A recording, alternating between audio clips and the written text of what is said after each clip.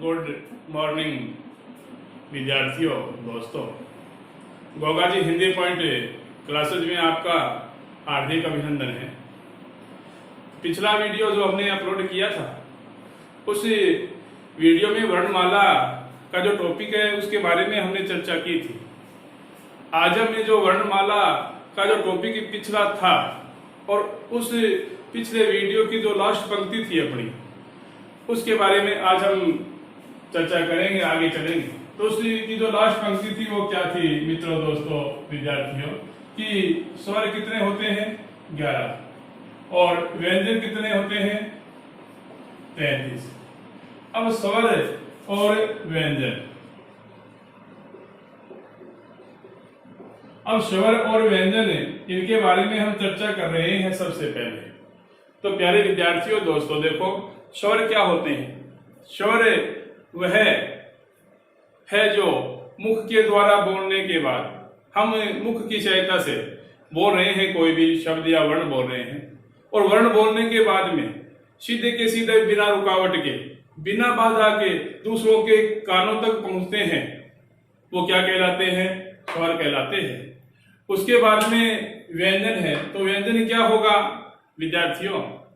व्यंजन वह होता है जो मुख के द्वारा बोलने के बाद में रुकावट के साथ, बाधा के साथ किसी हिस्से से स्पर्श करते हुए बाहर निकलते हैं और दूसरों के कानों तक पहुंचते हैं, तो वो क्या कहलाते हैं?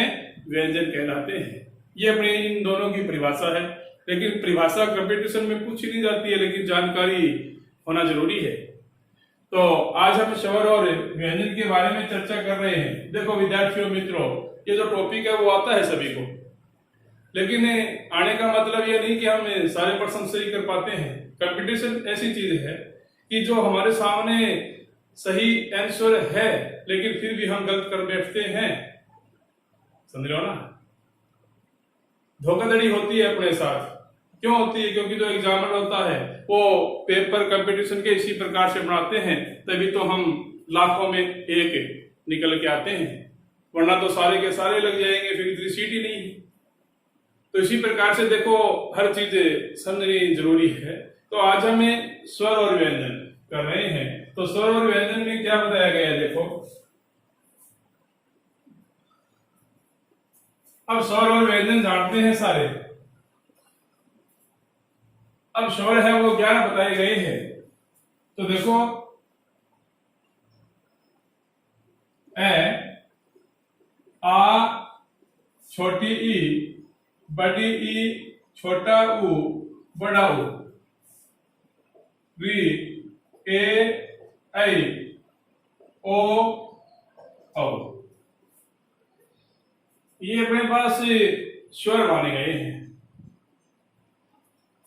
अब दो बात चीजें और रह गई। कौन कौन सी रह गई?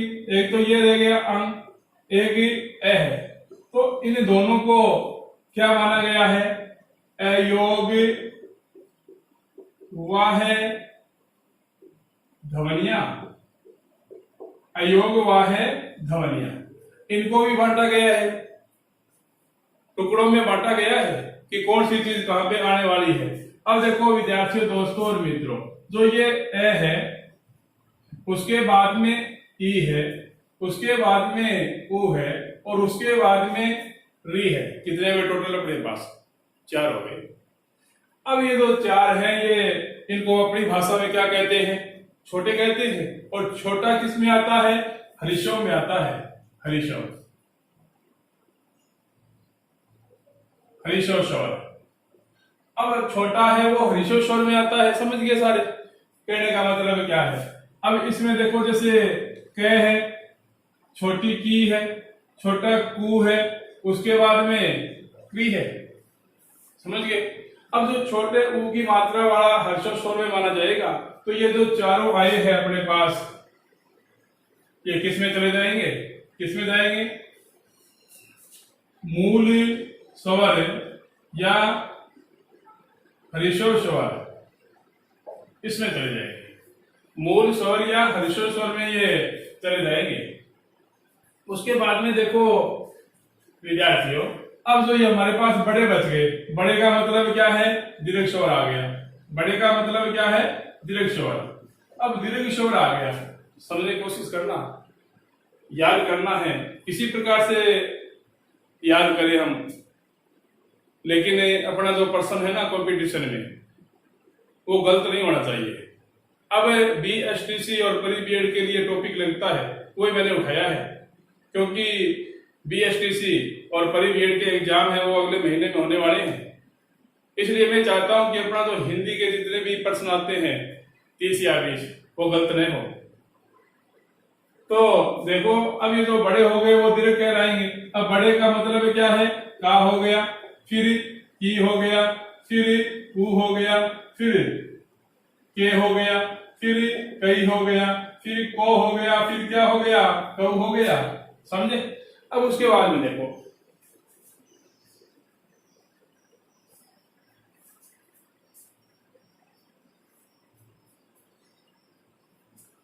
अब ये जो आ गया, बड़ी ई, बड़ा ऊ, ए, आई, ओ, औ।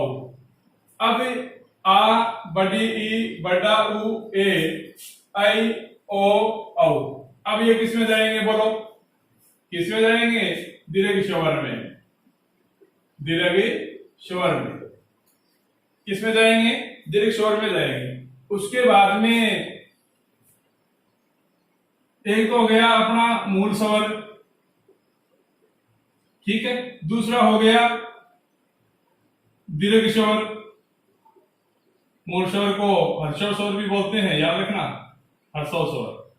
तीसरा हो गया अपने पास संयुक्त स्वर।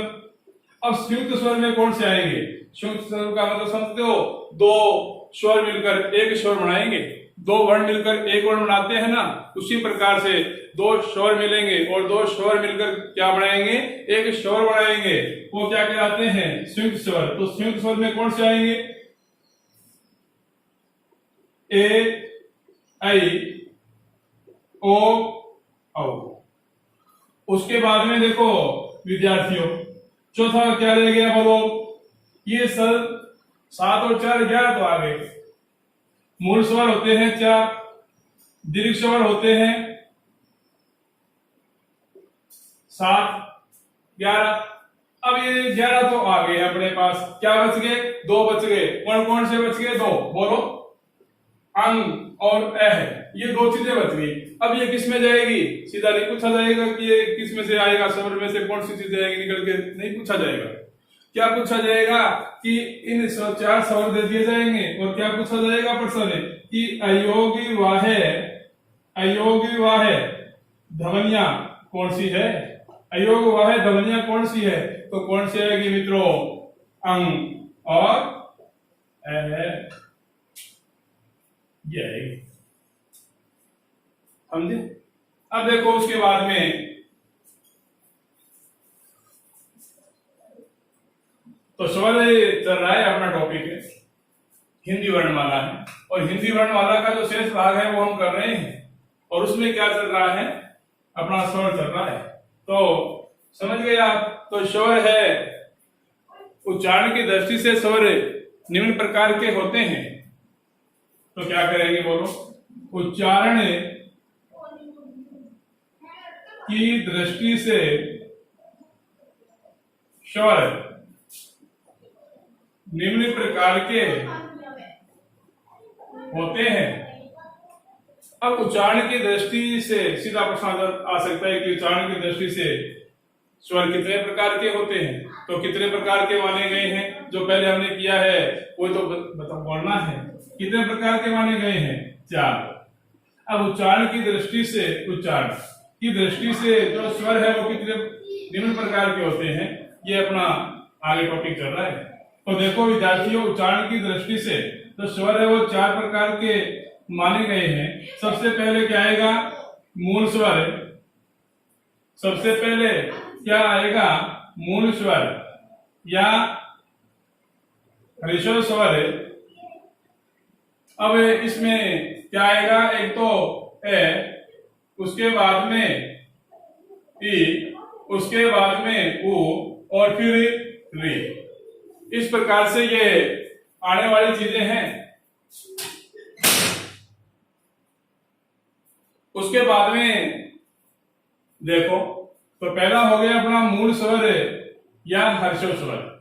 इनमें 4 स्वर आए हैं, 11 स्वर है, उनमें से हमने डिवाइड कर दिया है, चारों को हमने इनमें ले लिया है मूल स्वर या हर्षो स्वर। तो कितने हो गए ये? 4। उसके बाद में 2 नंबर है, तो 2 नंबर में क्या आएगा? दीर्घ स्वर। अब बड़े वाले स्वर है वो आ जाएंगे इसके अंदर। तो दीर्घ स्वर में क्या कौन कौन सी चीजें आएगी?